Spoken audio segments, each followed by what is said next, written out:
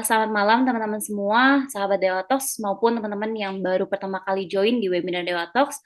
Selamat datang di Dewa Talks High Quality, Trusted, and Free Webinar in Indonesia with Passionate Expert yang dipersembahkan oleh Dewa Web, partner kamu untuk sukses online. Teman-teman, jadi pada malam hari ini kita akan membahas topik mengenai SEO dengan judul SEO dan versus now and beyond. Jadi, eh, apa aja sih yang akan disampaikan oleh pembicara kita pada malam hari ini? Nah, untuk materi pada malam hari ini atau webinar pada malam hari ini akan disampaikan oleh Mas Johan Daya, Web, Blog, and CEO Manager dari PT Ruang Raya Indonesia atau biasa teman-teman kenalnya dengan PT Ruang Guru ya. Nah, mungkin tanpa berlama-lama lagi, aku ingin mengundang Mas Jo untuk bisa on cam dan open mic untuk sahabat-sahabat Dewa Talks. Halo, Halo, halo Mas Jo. halo malam-malam. Suara gua aman nggak? Aman-aman Mas. Gimana kabarnya Mas Jo? Alhamdulillah baik. Gimana Jovan? Alhamdulillah, baik juga Mas. Semangat juga tentunya hari ini. Karena Amin. pada semangat juga kan, walaupun habis kerja, habis kuliah, belajar bareng Dewa Talks. Sebelumnya thank you juga ya Mas Jo udah nyempetin waktu untuk sharing-sharing di Dewa Talks. Dan mungkin Mas Jo boleh memperkenalkan diri terlebih dahulu Mas.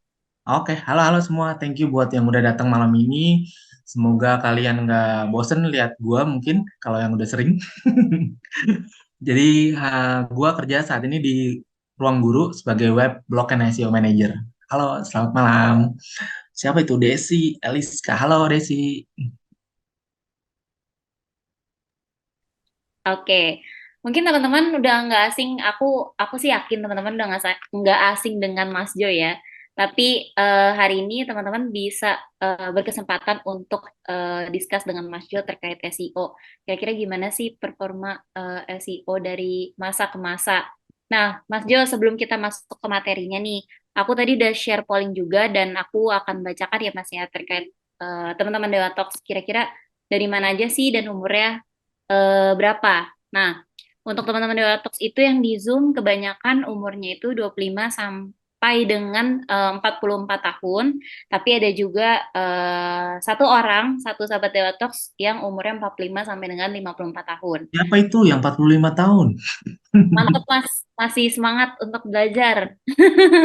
Om dan Tante. Oke. Oke, terus kalau asalnya sendiri nih, kebanyakan sahabat Detox asalnya dari Pulau Jawa. Ada juga dari Pulau Sumatera, Kalimantan, dan NTT atau NTB. Dan Bali Oh, juga. Jadi dari macam-macam ya Mas ya, dari pulau-pulau di Indonesia. pulau lainnya. Ini kayak diskriminasi nih. Kenapa nggak disebut? Pulau lainnya. Nah ini yang nggak ada dalam list, teman-teman bisa infokan mungkin di kolom chat, teman-teman dari pulau mana. Jadi aku tahu nih. Dewa Talks kira-kira sampai kemana nih informasinya. Nah, nextnya untuk kesibukan sahabat Deotox, Mas Jo kebanyakan tuh pegawai swasta. Ada juga teman-teman dari freelancer, teman-teman mahasiswa, dan ada juga teman-teman dari yang memiliki bisnis atau business owner. Nah, paling itu sih Mas Jo yang bisa aku sampaikan terkait latar belakang atau background dari teman-teman sahabat Deotox yang hadir pada malam hari ini. Nah, Siap. Mas Jo, aku mau tanya dong, hari ini tuh talking points-nya apa aja sih kira-kira yang nanti akan dibahas atau dikupas sama Mas Jo?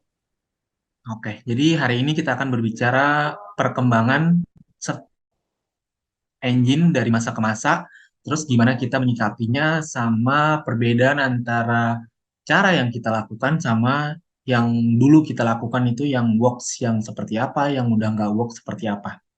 Semoga teman-teman nanti setelah selesai webinar dapat hikmahnya dari sini ya. Pasti, pasti, pasti, Mas, pasti.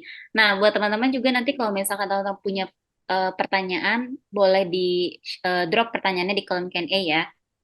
Oke, mungkin tanpa berlama-lama lagi, Mas Jo, aku mempersilakan Mas Jo untuk bisa memulai presentasinya. Silakan, Oke, udah bisa share screen? Belum ya? silakan, silakan, Mas. Oke. Share screen, oke di sini share, oke. Udah kelihatan ya teman-teman? Hide floating panel, oke. Sorry sorry, gua agak-agak pusing kalau pakai di sini. Sip, thank you. Halo semua, selamat malam. Buat teman-teman yang udah hadir, thank you. Malam ini kita akan berbicara mengenai SEO dari masa ke masa. gimana perkembangannya dan apa yang harus kita lakukan, terus dan mindset apa yang harus kita miliki agar nanti as profesional atau mungkin business owner itu kita bisa membedakan mana yang harus kita hindari dan mana yang harus kita apa ya miliki sebagai sebuah mindset untuk bisa mencari seorang SEO profesional atau seorang SEO practitioner. Sebelum kita mulai, mungkin kita kenalan dulu buat teman-teman. Mungkin banyak yang belum tahu siapa aku. Ini adalah perjalanan karir. Dulu aku belajar SEO dari akhir 2015 sampai dengan sekarang. Pernah kerja juga sebagai awal itu sebagai SEO engineer di sebuah news portal ke entertainment. Kemudian pindah ke Konsula sebagai SEO spesialis. Konsula itu direktori dokter. Kemudian ke hijab itu fashion e-commerce, lebih spesifiknya untuk hijab ya, jualan hijab. Habis itu pindah ke marketplace di belanja.com under PT Meter Plaza. Mungkin teman-teman taunya Telkom. Belanja.com yang sekarang mungkin udah nggak ada ya. Kemudian dari belanja itu pindah ke Bramble Company. Bramble Company itu furniture e-commerce juga, tapi ada B2B sama B2C. Dan dia aslinya dari US. Untuk B2B-nya dia expand bisnisnya ke Indonesia sebagai B2C. Kemudian punya kesempatan untuk join sama Ruang Guru di PT Ruang Raya Indonesia sebagai Web and SEO Manager sejak tahun September 2020. Jadi udah hampir sekitar 3 tahun lebih deh sekarang di Ruang Guru ya. Nah, buat teman-teman yang mau kenalan lebih dekat dengan aku bisa lihat di LinkedIn, ketik aja di search box-nya LinkedIn Johandaya atau Johandaya juga di Instagram atau @zoid16. Jadi teman-teman mungkin bisa say hi, kemudian bisa juga connect di LinkedIn atau mungkin melalui email di jo.handaya@ruangguru.com. Oke, seberapa jauh sih SEO telah berubah dari masa ke masa? Jadi hampir selama kurang lebih 20 tahun ya, dari pertama kali Google itu ada, itu perubahannya udah banyak banget algoritma yang diupdate sama Google. Mulai dari Panda, kemudian Penguin, Pirate, Hummingbird, Pigeon, mobile update bahkan yang sekarang baru selesai di roll out itu mobile first indexing ya. Itu juga cukup krusial juga karena secara behavior sekarang udah shifting ke orang kalau cari sesuatu itu pasti melalui smartphone-nya, bukan lagi melalui desktop kebanyakan. Nah, dari berbagai banyak update ini, teman-teman bisa lihat mostly kebanyakan pasti tentang experience buat user.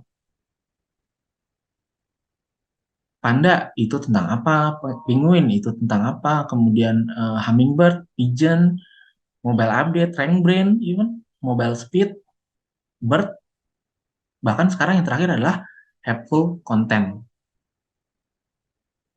Nah, untuk SEO yang dulu itu perbedaannya yang dari awal 90-an, akhir 90-an sampai dengan mid 2010-an, itu kebanyakan berpusat pada gimana caranya bisa uh, dalam tanda kutip ya, ngakalin Google, Google centric. Fokusnya pasti cuman pada keyword, mengutamakan yang namanya keyword. Yang penting keywordnya ada di landing page-nya, sebanyak mungkin ditaruh, sampai dari judul, isi konten, semuanya diulang gitu-gitu. Bahkan sampai ke nyisipin keyword-keyword yang notabene nggak bisa dilihat sama user. Itu tekniknya namanya, bukan teknik sih, triknya itu namanya cloaking. Jadi zaman dulu tuh ada tuh background dibikin putih sama seperti background apa namanya websitenya, landing page-nya, tapi tulisannya nggak bisa dilihat sama user. Tapi di HTML source code-nya itu ada. Itu contohnya cloaking. Nah, itu dulu powerful banget tuh. Jadi semudah itu untuk bisa yang namanya perform di search engine sebagai seorang SEO sebutannya. Yang berikutnya itu fokusnya cuma hanya link building top. Mau websitenya cakadut kek, bentuknya mau nggak bisa dibaca dengan enak kek, atau mungkin loading speed-nya lemot kek. Yang penting keywordnya ada, habis itu ditembak backlink. Sesimpel itu. pasti perform. Semudah itu memang. Atau yang terakhir itu kebanyakan orang pasti berpikirnya gimana caranya untuk membuat blog. Padahal bisa jadi bisnis modelnya nggak sesuai dengan blog. Mungkin kenapa? Contoh e-commerce. E-commerce itu yang dijual itu kan produk. Nggak mungkin dia fokusnya untuk naikin traffic pada blognya kan. Pasti naikin traffic pada main site-nya. Tapi orang zaman dulu nggak apa ya nggak sampai berpikir ke situ. Yang penting kalau SEO bikin blog, bikin artikel, update konten. That's it. Bahkan ada juga yang masih berpikir seperti itu sampai dengan sekarang. Nah, untuk modern SEO, ini nanti akan kita bagi menjadi beberapa bagian ya. Nah, untuk modern SEO yang dari awal 2010 sampai dengan sekitar awal 2000, pertengahan 2010 sampai dengan awal 2020, itu udah mulai berubah. Yang tadinya Google, singkatan dari SEO bisa jadi adalah Search Engine Optimization, yang penting mereka mikirnya gimana caranya untuk mengoptimasi website yang gue miliki di engine-nya, search engine. Tapi sekarang udah mulai berubah. Bisa jadi sebutannya sekarang adalah Search Experience Optimization, singkatan dari SEO. Kenapa? Karena udah kelihatan dari apa yang Google update algoritma terbaru dari semua yang dikeluarin sampai dengan sekarang, itu semuanya berfokus pada experience, fokus pada user, memperhatikan technical area. Iya dong, contoh kalau kita bikin rumah, analoginya aja. Kalau rumah fondasinya itu nggak kuat, kalau misalkan rumah itu ada di atas gunung, apa nggak langsung rubuh diterpa sama angin puting beliung, sama angin deh gitu misalkan. Itu kan pasti fondasi yang penting. Fondasi itu kalau di SEO di apanya? Technical areanya. Yang berikutnya fokus kontennya, bukan lagi buat search engine. Kalau orang masih berpikir tentang keyword density, oh yang penting loh 1%, 2%, 3%, whatever lah, berapapun angka yang dia sebut keluar dari otaknya itu ya, itu pasti berpikir cuman keyword toh, bukan berpikir pada itu pasti berpikir pada search engine toh, bukan berpikir pada user. Konten kalau fokusnya cuma pada search engine, pasti dia berpikirnya, oh yang penting keyword density-nya minimal satu, maksimal 2%, minimal berapa persen gitu. Itu udah nggak relevan lagi untuk saat ini. Yang berikutnya modernization itu yang harus diperhatikan apa? Intent. Contoh kalau kita ketik apa namanya ke eh, keyword-keyword yang berhubungan sama marketplace deh. Misalkan jual handphone murah atau jual handphone nama spesifik handphonenya. Apakah ada halaman yang bentuknya seperti artikel nongol di situ? Itu intent. Jadi kita udah harus tahu bentuk landing page-nya harusnya seperti gimana, intent dari user pada waktu mengetik queries atau keyword-nya itu yang mau dicari itu bentuknya seperti apa. Itu termasuk bagian dari intent. Nggak mungkin semuanya kita bisa samaratakan, yang penting bikin artikel, yang penting bikin blog, yang penting update konten. Karena intentnya nggak sama semuanya. Apakah orang itu intentnya untuk membeli, intentnya untuk consume informasi, atau hanya untuk window shopping, comparison, misalkan harga, membandingkan harga. Solusi yang kita tawarkan itu dalam bentuk apa? Itu kan harus sesuai dengan intentnya. Masa orang mencari jasa yang didapetin sama dia suruh baca artikel panjang banget gitu? Kan nggak mungkin. Itu ada hubungannya juga dengan next poin berikutnya, menawarkan pengalaman terbaik dalam menggunakan website. Karena kalau kita bisa tahu intentnya itu apa, dari situ kita bisa membaca dan mencoba memberikan hasil yang terbaik. Oh, maunya user itu seperti ini.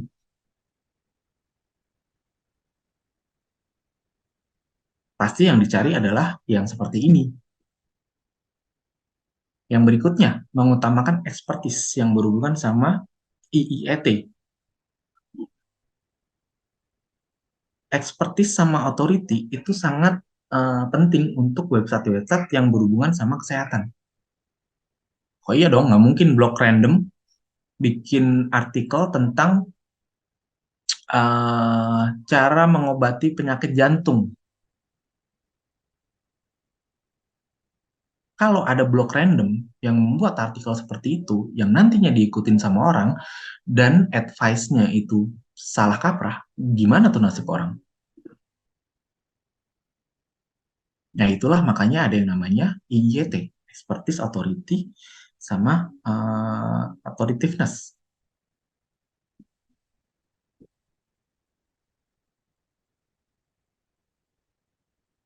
Yang berikutnya adalah brandnya. Eh, Banyak orang kalau mau ngeklik sesuatu itu pasti melihat dulu websitenya itu datangnya dari mana. Ada banyak orang juga yang biasanya dia milih-milih kalau mau ngeklik hasil dari search result. Ini brand apa sih? Ini brand apa sih? Karena banyak juga di luar sana yang resultnya walaupun belum terlalu perfect ya, itu orang-orang yang masih melakukan trik-trik zaman dulu yang masih bisa perform, tapi persentasenya nggak begitu banyak seperti zaman dulu. Itu masih ada. Kalau brandnya kita bangun, kita build dengan semua marketing activity yang memang legit, itu pasti akan bisa meningkatkan kepercayaan user pada brand yang kita miliki. Itu juga bisa membantu untuk SEO-nya. Jadi nggak hanya berpikir dari sisi landing page per landing page, tapi keseluruhan marketing activities dari brand itu apa. Apakah memang marketing activity yang lain juga bisa meningkatkan kepercayaan user untuk brandnya itu sendiri. Itu juga berkaitan dengan SEO. Yang terakhir adalah link building. Link building ini dulu banyak di abuse sama orang, bahkan sampai dengan berbagai macam trik PBN, misalkan Private Bulk Network, itu bahkan sampai keluar yang namanya algoritma penguin. Itu kenapa? Karena ya semudah itu orang dalam tanda kutip mengakali, yang dimana saat ini sudah mulai tergerus. Walaupun memang ada beberapa orang yang masih menggunakan hal seperti itu. Ada untuk beberapa niche yang memang di luar dari konvensional. Contoh, judi, gambling, betting, sama aja ya, tiga term itu. Itu masih bisa. Kenapa? Karena mereka tidak bisa menggunakan marketing konvensional yang biasa kita lakukan. Either mau dari offline or even dari online. Yang mereka harus menggunakan kalau mau memanfaatkan SEO, mau nggak mau harus menggunakan trik-trik yang di luar dari normanya. Tapi hal itu udah mulai uh, agak tergerus sekarang.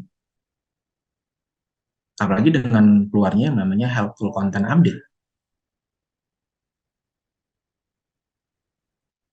Nah, berarti apakah SEO sudah mati dengan hal seperti ini? Kalau gitu kita nggak, kalau gitu kita mendingan apa namanya menggunakan marketing channel yang lain dong. Oh, enggak juga. Bisa teman-teman lihat di sini. Dulu banyak orang bilang dari sejak zaman dulu bilang kalau SEO itu mati. Tapi kenapa selalu muncul algoritma baru yang memperbarui hasilnya dari search result itu sendiri? Keluarlah Panda yang berhubungan sama konten, Penguin yang berhubungan sama link, Hummingbird, IET, Rank Brain, Fred, Mobile First Indexing, Bird, Core Web Title yang banyak orang bikin jasanya bahkan sekarang web developer itu yang bikin websitenya bisa loadingnya lebih cepat katanya. Terus ada produk update yang terakhir adalah helpful content update. Kenapa bisa hal ini terus-terus bisa ICO itu masih ada sampai sekarang? Karena memang demand-nya ada. Orang menggunakan behavior-nya pun ada. Orang menggunakan search engine, menggunakan mesin pencari, itu udah pasti pakainya search engine. Sorry, kalau orang mencari sesuatu, hal pertama yang dilakukan untuk mengetahui apakah produknya itu legit, profil dari orang tersebut apakah memang cukup oke atau enggak, siapakah dia orang itu misalkan, itu kan pasti pertama nyarinya dari search engine, siapa dia. Baru dia lari ke sosial medianya, apakah ada sosial medianya, aktif atau enggak.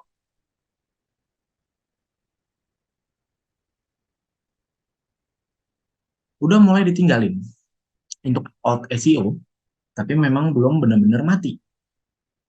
Kayak yang tadi yang gue bilang, itu masih ada. Trik-trik zaman dulu yang masih work sampai dengan sekarang ada. Contoh yang paling gampang yang suka pakar-pakaran atau suhu-suhuan itu suka ngajarin adalah sesi yang listrik. Works, it works. Tapi buat brand, ya mati satu tumbuh seribu.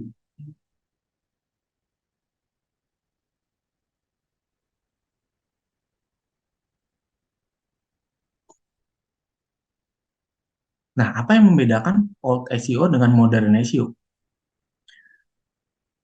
Kalau old SEO zaman dulu, segitu gampangnya, itu karena memang data yang digunakan untuk menilai apakah memang hasil ini yang diinginkan user atau enggak, itu terbatas. Enggak banyak. Karena memang selalu berprogres, diupdate sama Google, memperhatikan dari uh, audiens juga. Audiens dalam artian penggunanya, pengguna mesin pencarinya, Google itu sendiri. Oh, yang dilakukan practitioner seperti ini, yang dilakukan sama user seperti ini. Itu nggak banyak data yang dinilai sama dia untuk bisa uh, menampilkan hasil yang terbaik. Terbatas. Tapi di modern SEO itu lebih, hampir beberapa kali lipatnya dibandingkan sama alat SEO. Bahkan sekarang sudah ada yang namanya AI dengan bantuan misalkan yang baru keluar itu Search Generative Experience yang baru ya, yang teman-teman bisa lihat di labs.google.com/sge. Itu kalian teman-teman bisa mencoba untuk yang Search Generative Experience-nya Google, mirip seperti ChatGPT tapi baru keluar. Nah, nantinya untuk di future SEO itu bahkan queries-nya bisa jadi poin-poin yang digunakan untuk menilai itu bahkan bisa jadi jauh lebih banyak lagi. Jadi nggak hanya seperti modern SEO yang saat ini kita tahu. Dibandingkan sama zaman dulu, itu jelas sekarang penilaiannya jauh lebih kompleks. Satu banding berapa kali lipatnya, satu banding berapa ratus kali lipatnya. Nantinya, ke depannya, itu bahkan jauh lebih banyak lagi. Nah, orang-orang yang masih stuck di old SEO, itu bisa jadi nanti akan ketinggalan. Nggak relevan lagi. Bahkan nggak make sense dengan penjelasan yang dia berikan. Misalkan nih, orang SEO practitioner yang masih menggunakan trik zaman dulu, berbicara gimana dia melakukan metodenya, proses SEO-nya, misalkan yang mau dilakukan apa, bisa jadi nanti akan bisa di argue sama orang, didebat sama orang, karena nggak make sense.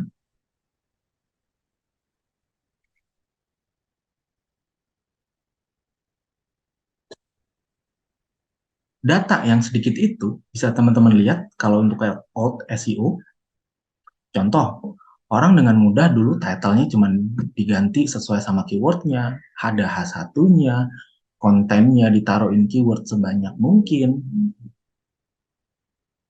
di bawahnya di footernya itu ditumpukin segala macam paragraf yang nggak relevan, yang penting keywordnya masuk. That's it. Pasti perform. Ditambah ditembak link building.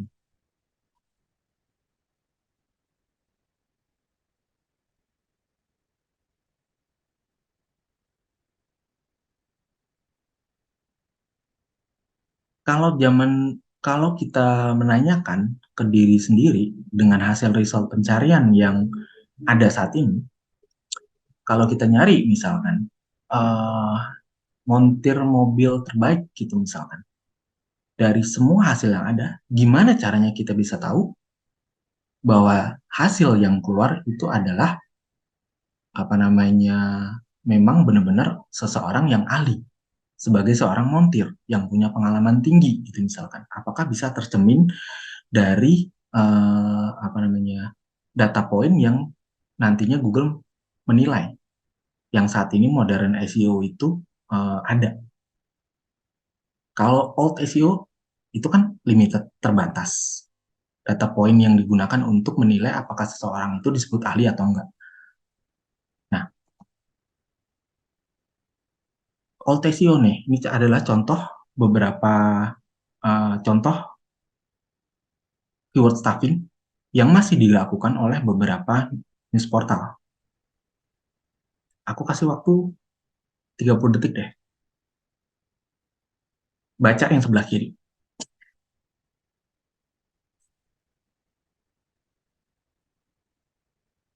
Udah muntah belum?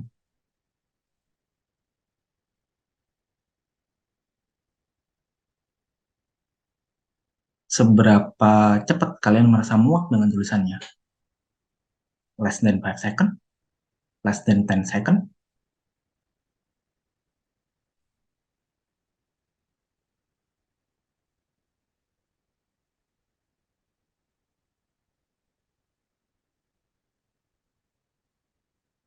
Ini adalah contoh uh, hal yang dilakukan orang-orang OTCO. Basic example aja.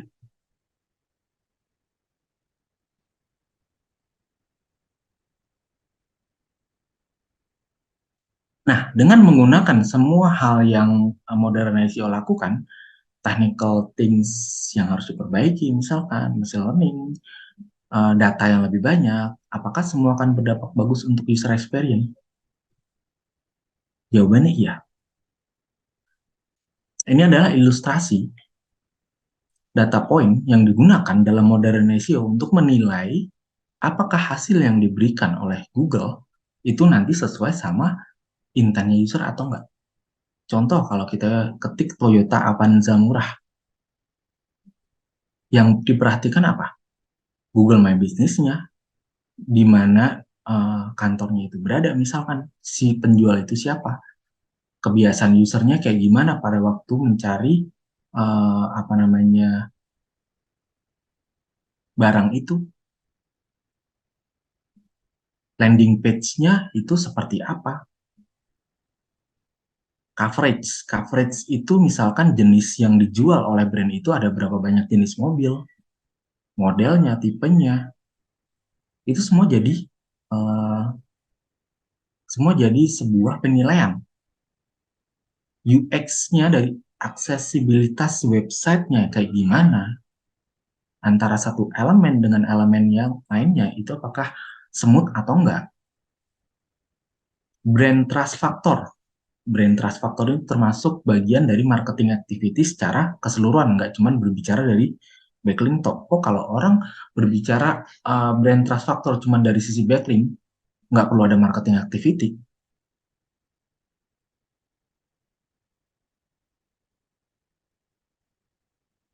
Ruang guru bisa nyari di Fiverr misalkan orang yang jualan backlink untuk bisa ningkatin brand trust factor. Kalau memang cuma berbicara dari sisi backlink toh ya, kalau brand trust factor ya, kan ada banyak hal. Sosial medianya seperti apa, aktivitas di sosial medianya kayak gimana, review yang diberikan user untuk produknya kayak gimana, kemudian testimoninya seperti apa, itu kan semua saling berhubungan.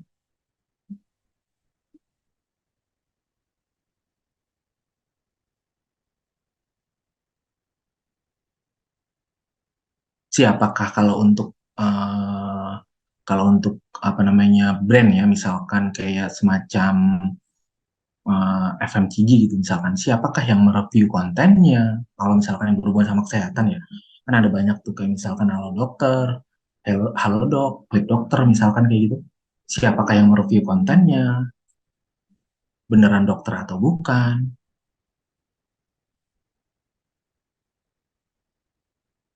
yang berhubungan sama YOLO ya, you only live once,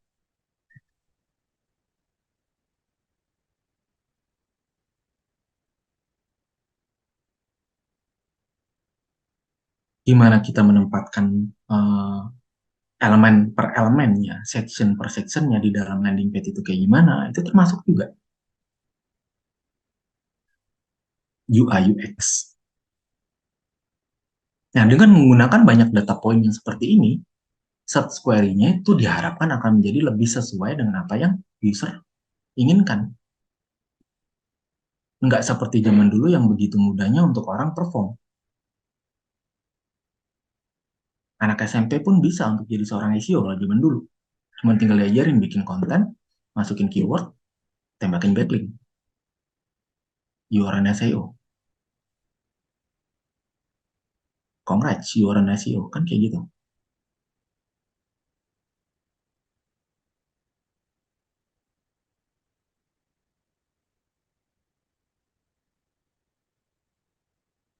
Nah, prinsip modern SEO, tadi balik ke yang pertama kali gue bilang, modern SEO itu berfokus pada experience. Singkatan ya untuk saat ini, search engine optimization itu udah nggak relevan. Yang cocoknya itu untuk sekarang seharusnya adalah search experience optimization. Jadi orang tidak lagi berpaku pada yang namanya engine-nya, tapi experience user-nya seperti apa pada waktu masuk ke dalam website-nya. mindsetnya dibalik. Bukan lagi berbicara mengenai yang namanya uh, optimisasi untuk engine-nya, tapi untuk user-nya, experience-nya.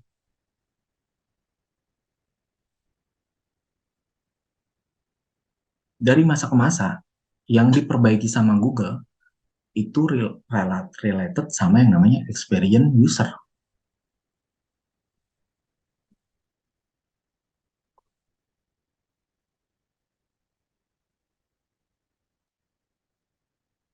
Nah, saat ini udah hadir yang namanya helpful content update. Ini kalau kita berbicara panjang mengenai helpful content update, mungkin waktunya nggak akan cukup. Teman-teman bisa cari di documentation Google, itu helpful content update. Paradigma untuk SEO optimized content sama search engine first content and content yang tidak membantu. Itu teman-teman bisa baca di situ. Yang lebih lengkapnya ya. Nah, uh, di sini kasih kisi-kisinya. Benefitnya untuk helpful content update itu apa? Modern SEO itu bisa align dengan algoritma yang terbaru saat ini. Contoh, Google dapat memahami kualitas konten dengan lebih baik dengan banyaknya data point yang tadi. Kon, uh, Balik lagi, konten itu tidak selalu tentang artikel ya, tapi Google dapat memahami kualitas landing page, mungkin lebih tepatnya seperti itu. Tapi karena kebanyakan sekarang tentunya lebih banyak berbicara mengenai konten, makanya ditulisnya konten. Mungkin teman-teman lebih mengerti tentang konten, tapi konten tidak selalu mengenai artikel. It depends, bisnis modelnya seperti apa. Google dapat lebih memahami konteksnya dari search intent itu apa.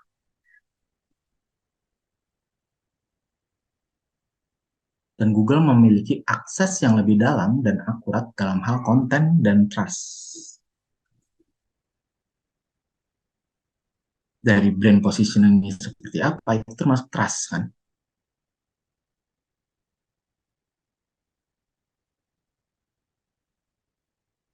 Google juga bisa membedakan mana konten yang dibuat untuk search engine, mana yang dibuat untuk end user. Tadi yang aku bilang, jangan berpikir kalau sekarang saat ini yang harus kita lakukan adalah untuk mengoptimasi engine-nya, tapi yang harus kita optimize adalah experience-nya buat user. Karena at the end of the day, yang penting adalah end user. Bagus untuk bisnisnya, bisa berkembang. Kalau dapat traffic banyak tapi nggak ada korelasinya dengan revenue misalkan, itu kan nggak bisa, company nggak bisa rely untuk hal itu kan.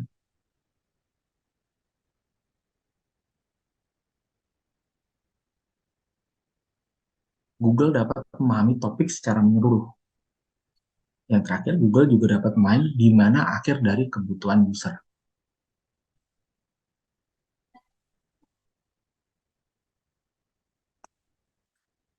Nah, apa yang harus kita fokuskan pada helpful content update?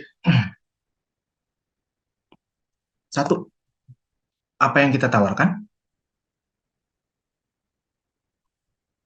Apakah kita cukup kompetitif? Apa saja hal yang penting untuk user? Membuat konten berdasarkan prioritas, mengutamakan pembuatan konten berdasarkan ekspertis sama kualitas, sama memastikan konten mempresentasikan good page experience. Yang kita tawarkan produknya kayak gimana, servisnya apa aja, informationnya apa, reviewnya kayak gimana, itu kan semuanya mempengaruhi intent dari konten yang akan kita buat. Yang tadi bisnis modelnya berbeda-beda, ya nggak mungkin semuanya bisa kita tabrak pakai artikel. Nah, itu udah paling basic deh. Contoh paling fundamental yang masih dilakukan sama orang sampai dengan saat ini, salah kaprah di situ.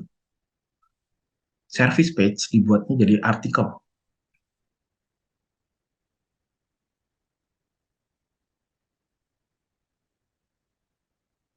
Oh, yang penting perform kok. Iya, perform.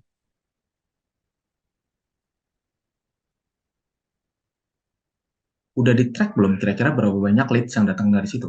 Itu contoh paling simpel deh. Ada datanya nggak?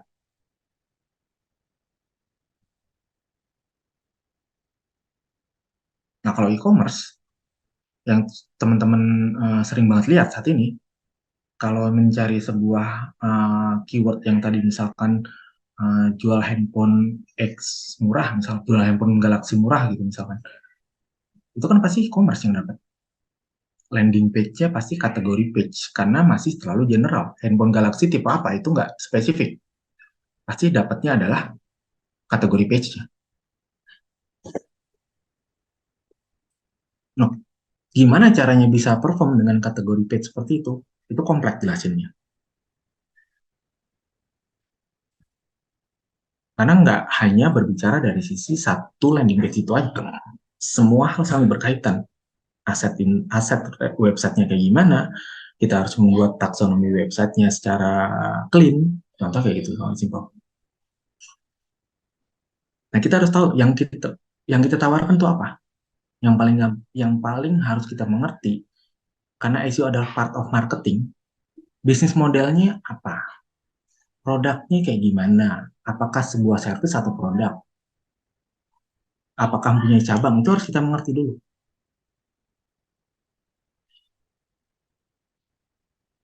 Nah, apakah kita cukup kompetitif? Jumlah produk yang kita miliki itu ada berapa? Service yang kita miliki itu ada berapa banyak? Harganya apakah dibanding sama kompetitor itu berapa? Area servisnya di mana aja? Lokasinya itu adanya di mana? Market size-nya dibandingkan sama kompetitor itu seperti apa? Semua hal yang berbau sama comparison dengan eh, kompetitor itu yang harus kita cari tahu. Oh, kalau kalau misalkan service yang kita buat itu adalah A, B, C, D, tapi kompetitor memiliki service A, B, C, D, E, F, G, apa yang bisa kita lakukan untuk bisa uh, competing sama hal itu? Oh, kalau kompetitor membuat produk yang seperti ini, sedangkan kita nggak punya produk yang mungkin mirip seperti itu, yang bisa kita lakukan apa?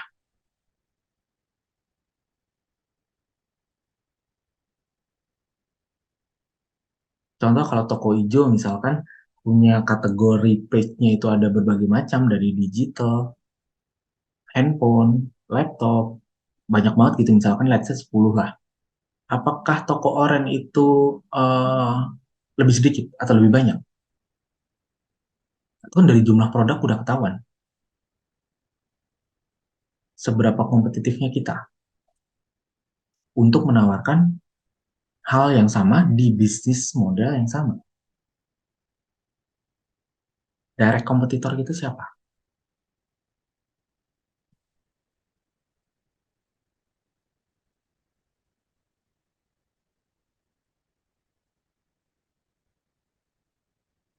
Nah, yang penting untuk user itu apa?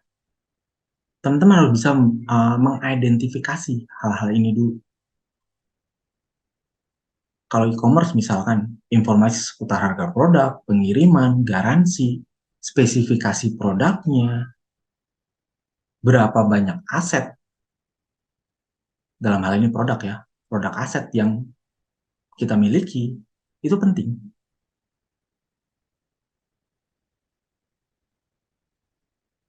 Kalau penyedia jasa misalkan, oh area servisnya di mana aja, harganya berapa, servis yang disediakan itu apa aja, bisa kita breakdown atau enggak,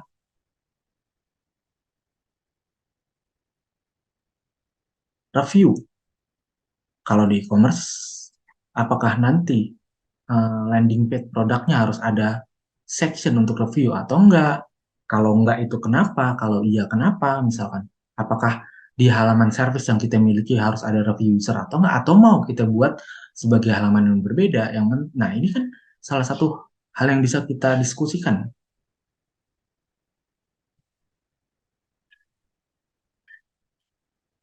Tapi yang penting pertama kali mindsetnya adalah mengidentifikasi hal-hal yang penting untuk user.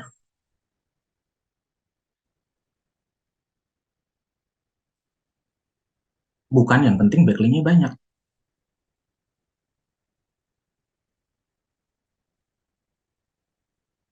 Atau keywordnya masuk ke halaman itu. Banyak-banyakin keyword.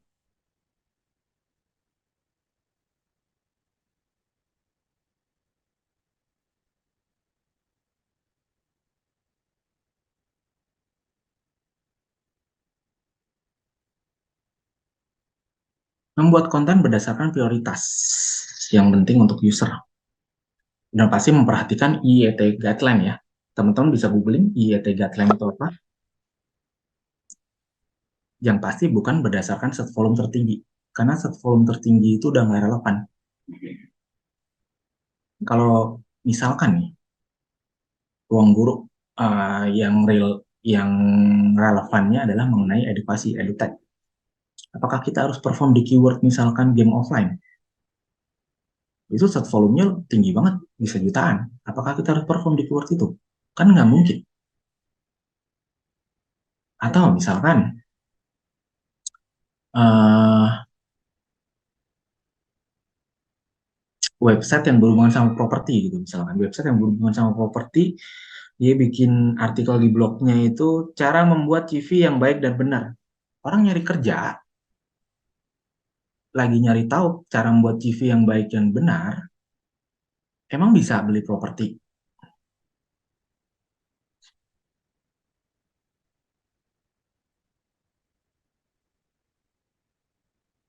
Kan nggak mungkin.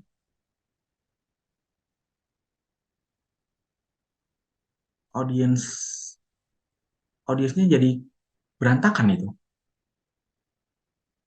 Yang nantinya berhubungan sama marketing channel lain.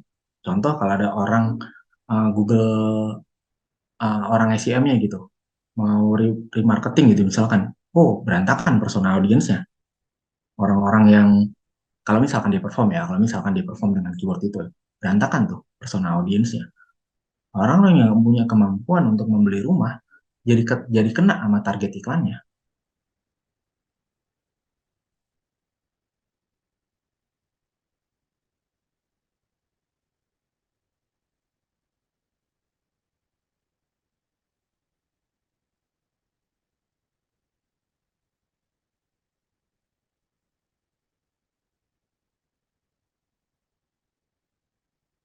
Next, yang harus teman-teman eh, apa namanya punya miliki mindsetnya itulah mengutamakan pembuatan konten mengacu pada kualitas dan expertise,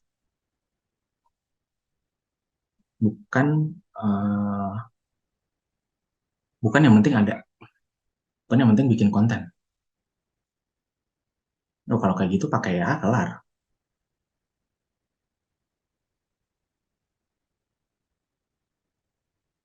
Memastikan konten mempresentasikan good page experience, bisa diakses melalui mobile dan desktop sama smoothnya.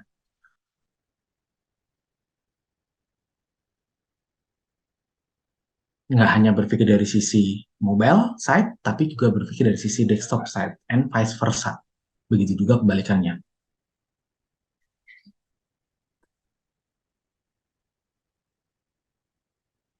My last word, jangan lagi terlalu banyak khawatir dengan old SEO, karena Google udah mulai berkurang memperhatikan hal itu. Thank you. Mungkin aku boleh minta Mas Jo untuk memberikan closing statement Mas Jo kepada sahabat Dewa Talks. Silakan. Closing statement. Mungkin closing statement gue akan, karena kita berpikir dari sisi lebih ke mindset untuk saat ini ya. Gimana caranya kita melakukan hal yang benar, jadi nggak, jangan terlalu rely sama hal-hal yang dulu. SEO is based on logic and common sense. Jadi apapun yang kita lakukan, kalau memang itu tidak sesuai dengan logika dan dari sisi common sense itu nggak apa ya, nggak bisa dinalar, ya mendingan jangan diikutin. Kan ada banyak hal atau ada source di luar sana yang memang bisa kita jadikan sebuah referensi, nggak hanya harus dari hal yang itu-itu aja. Oke, thank you Mas Jo. Dan terima kasih juga ya Mas Jo udah mau sharing di Dewa Talk. Semoga nanti di lain kesempatan bisa sharing-sharing lagi. Hai sahabat Dewa Web, video ini merupakan tayangan ulang webinar Dewa Talks yang telah diadakan beberapa waktu lalu. Kalau kamu tertarik dengan tayangan ulang webinar ini, yuk jangan sampai ketinggalan untuk ikutan webinar selanjutnya. Nantinya, selain bisa bertanya secara langsung kepada para pembicara, kamu juga bisa mendapatkan e-certificate dan juga door prize dari Dewa Talks. Mau ikutan? Caranya gampang banget, kamu bisa langsung aja daftarkan diri kamu di dewatalks.com. Setelah itu kamu akan terdaftar sebagai peserta webinar Dewa Talks. Eits, tenang aja, webinar ini gratis dan gak dipungut biaya sama sekali. Tunggu apa lagi? Yuk jangan sampai ketinggalan dan aku tunggu kamu di webinar Dewa Talks selanjutnya. Cari hosting yang aman, Dewa